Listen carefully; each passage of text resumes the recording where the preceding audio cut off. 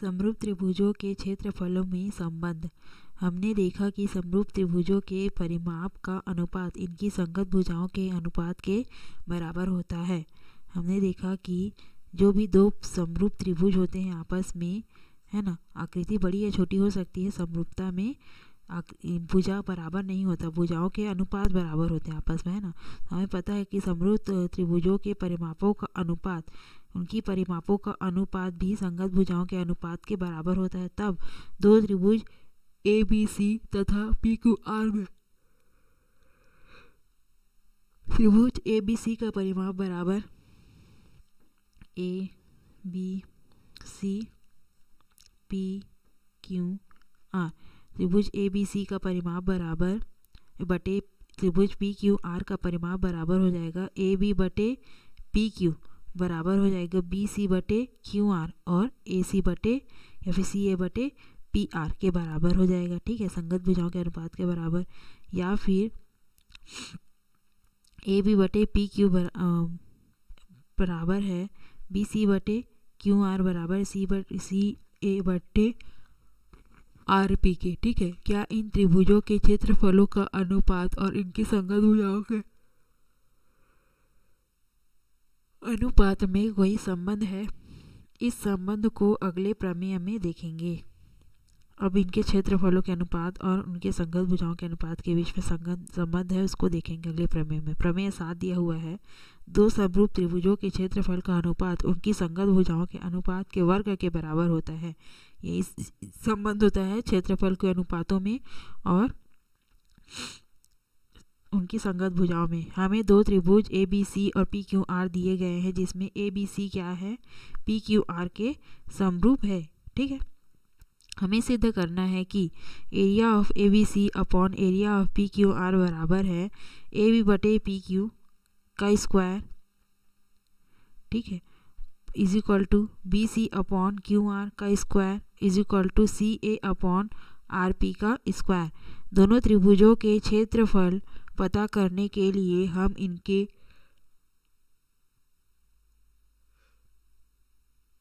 शीर्ष लंब क्रमशः ए एम और पी एन खींचते हैं। ऐसा क्यों खींचते हैं? क्योंकि किसी भी आकृति का क्षेत्रफल त्रिभुज का क्षेत्रफल होता है, सूत्र होता है 1/2 आधार गुणित ऊंचाई। तो आधार तो हमें दोनों त्रिभुज में पता है, इसमें है बी सी और इस वाले त्रिभुज में क्यू आर, लेकिन ऊंचाई जानने के लिए हमें इसके शीर्ष से लंब डालना पड़ता है आधार पे, है ना। तो यही जो लंब है वही इसकी ऊंचाई को बताता है ना। अब त्रिभुज ए बी सी का क्षेत्रफल बराबर 1/2, सूत्र क्या होता है, area of A B C, त्रिभुज ए बी सी का क्षेत्रफल बराबर 1/2 गुणित आधार गुणित ऊंचाई होता है। आधार है बी सी ए बी सी में और ऊंचाई है ए एम, तो बी सी गुणित ए एम, और area of P Q R is equal to 1/2 into Q R base, है ना, आधार, बट गुणित पी एन ऊंचाई। ठीक है, अब दोनों ये हो गया समीकरण 1, इसको मान लेते हैं समीकरण 1, ये हो गया समीकरण 2। समीकरण 1 में से 2 को भाग करने पे तो एरिया ऑफ त्रिभुज ए बी सी अपॉन क्या आ जाएगा, एरिया ऑफ त्रिभुज P Q R is equal to 1/2 into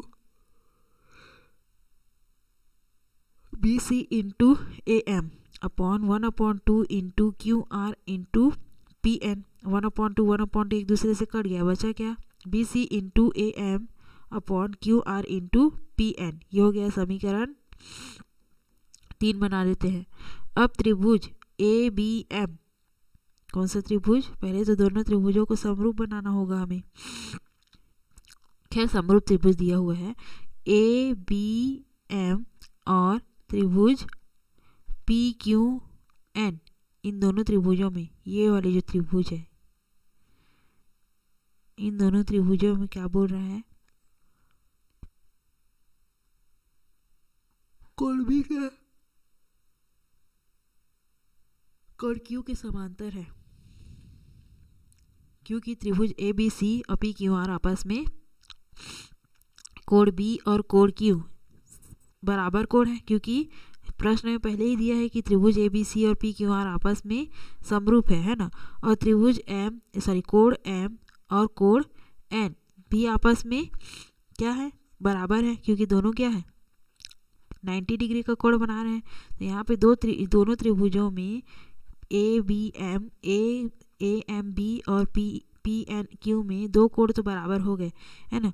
तो ये दोनों त्रिभुज भी आपस में समरूप हो गए। कौन से? कोण समरूपता से। ठीक है, कोण समरूपता अभिधारणा से दोनों छोटे छोटे जो त्रिभुज है वो भी आपस में समरूप है। तो समरूप हो गए तो संगत भुजाओं का अनुपात भी बराबर होगा है ना। तो दोनों की संगत भुजाएं क्या है,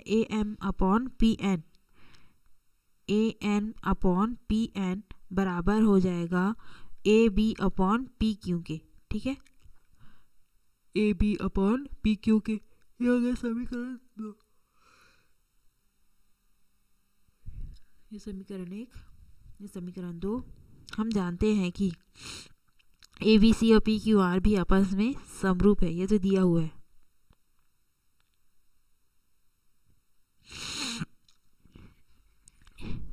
तो संगत भुजाओं का अनुपात भी बराबर होगा। AB/PQ बराबर होगा BC/QR बराबर होगा CA/RP के, है ना। ये हो गया समीकरण 3।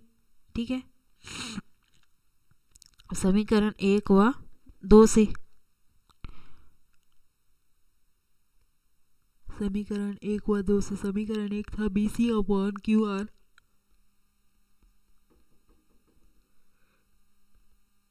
बराबर है AM/PN के। ये हो गया समीकरण 1।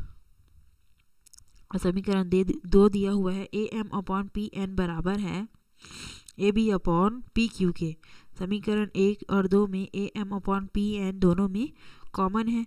तो ये दोनों जब आपस में इक्वल है ना, LHS एक दूसरे के बराबर है, तो AB/PQ भी बराबर हो जाएगा BC/QR के। ठीक है, समीकरण 1 व 2 से हम यहाँ लिख सकते हैं कि AB/PQ बराबर है AM/PN के।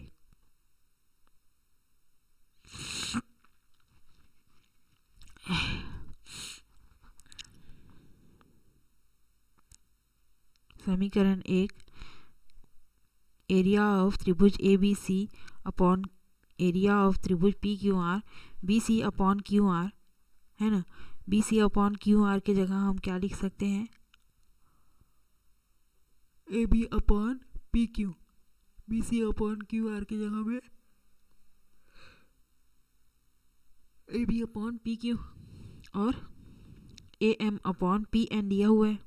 AM/PN ऑलरेडी दिया हुआ है। और समीकरण 2 से AM/PN की जगह में AB/PQ दिया हुआ है। ठीक है, उसी चीज़ को दोबारा लिखा हुआ है। इसी प्रकार एरिया ऑफ त्रिभुज ABC अपॉन एरिया ऑफ त्रिभुज PQR बराबर है AB/PQ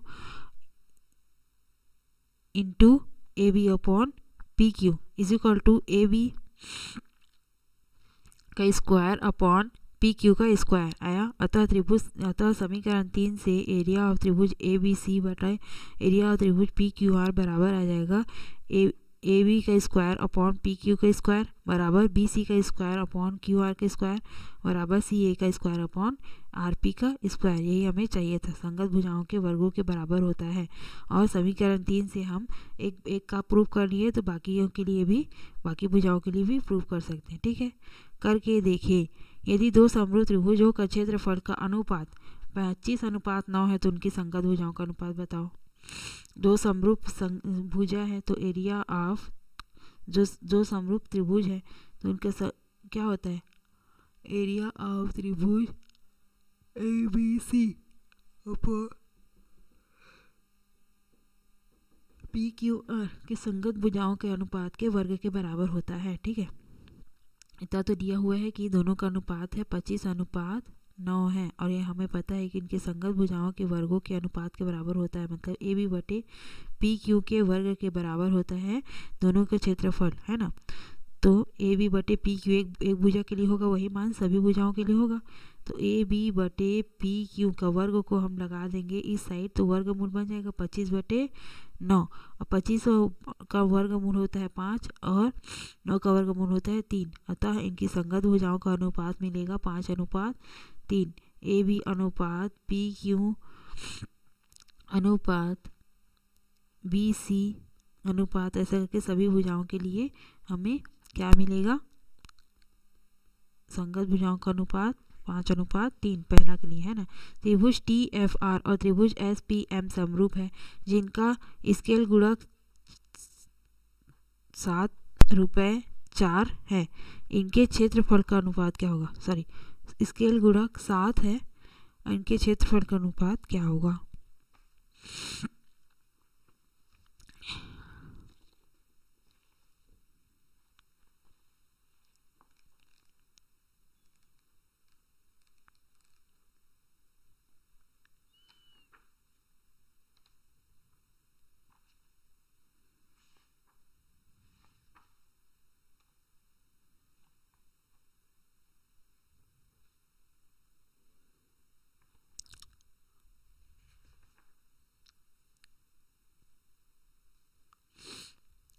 सात अनुपात 4 है इनका स्केल गुणक।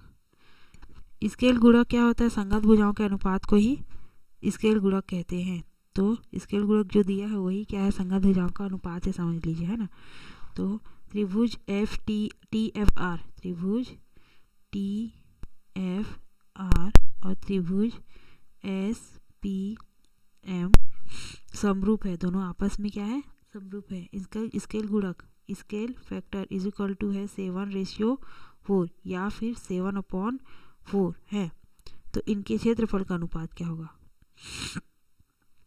7/4, और यही एक भुजा का संगत भुजा का अनुपात है ना। तो स्केल गुणक का अनुपात ही संगत भुजाओं का अनुपात होता है। तो संगत भुजा का अनुपात ए बी नहीं, टी आर बटे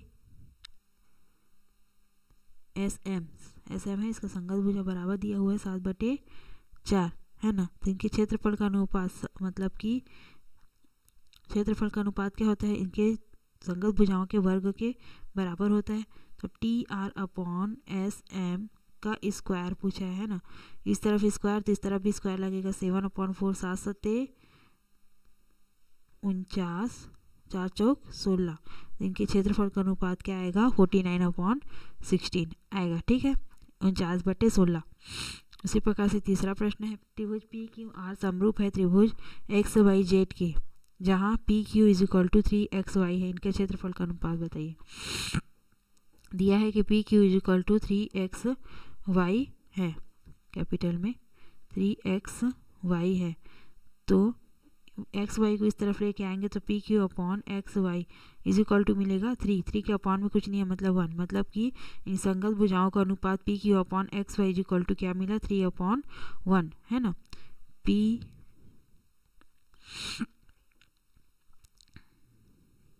पी क्यू आर समरूप है एक्स वाई जेड के, है ना। तो P Q upon X Y, है ना, संगत भुजाओं का अनुपात तो हमें 3:1 मिल गया। इनके क्षेत्रफल का अनुपात मिल चाहिए। तो P Q upon X Y का स्क्वायर कर देंगे, तो इस तरह भी स्क्वायर करना पड़ेगा, 3/1 का स्क्वायर, 3 तिया 9, 1 एकम 1, 9:1। इनके क्षेत्रफल का अनुपात क्या मिला, 9:1, ठीक है। इस प्रकार से संगत भुजा का अनुपात दिया रहता है तो क्षेत्रफल का अनुपात मिलता है, क्योंकि जब दोनों आपस में समरूप होंगे तभी हम ऐसा कर सकते हैं, क्षेत्रफल वाला अनुपात वाला सूत्र लगा सकते हैं। अगर वो दोनों त्रिभुज या दोनों त्रिभुज अगर समरूप नहीं है तो हम पहले उस दोनों त्रिभुजों को पहले समरूप बनाएंगे, उसके बाद ये वाला जो प्रमेय है, कौन सा प्रमेय, सातवां प्रमेय, कि दोनों त्रिभुजों के संगत भुजाओं के अनुपात के वर्गों के बराबर होता है दोनों का क्षेत्रफल क्या अनुपात, है ना। ये वाला प्रमेय 7 अप्लाई होगा। इसके बाद है प्रश्नावली 4, इसको नेक्स्ट वीडियो में देखेंगे।